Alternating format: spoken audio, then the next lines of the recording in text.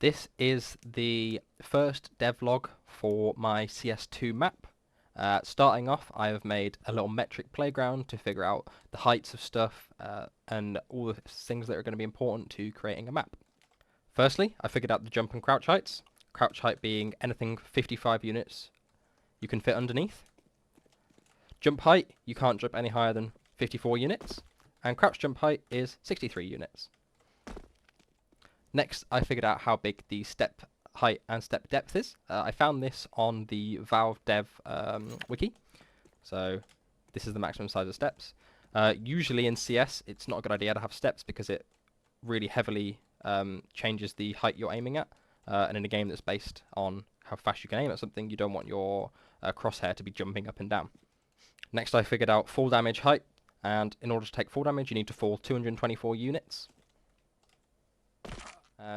Door width is 40 units. Door height is 83 units. The furthest run and jump length that I could get was 221 units. This can, in theory, be longer, depending on how good you are at the game. There's some interesting movement techniques in CS because of the Source engine, where you can air strafe, and it increases the distance you can run and jump. I've also taken the time to figure out how big smokes and mollies are. As you can see, if I chuck a molly in the middle of this, it spreads to about the width of this, slightly bigger. This is going to help me when it comes down to making corridor sizes and making sure that things are the right size so that a molly could block a push.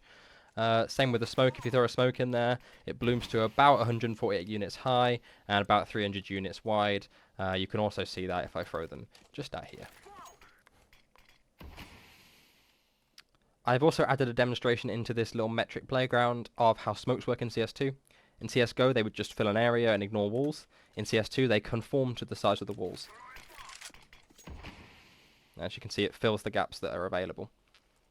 Finally, I'm working out how different weapons penetrate through objects. This bit is still a work in progress. As you can see, at this depth, which is about, I don't know, in the 50s of units, it doesn't penetrate. I need to figure out the exact number so that when I'm making walls, I know how big they need to be so that they don't penetrate with wood.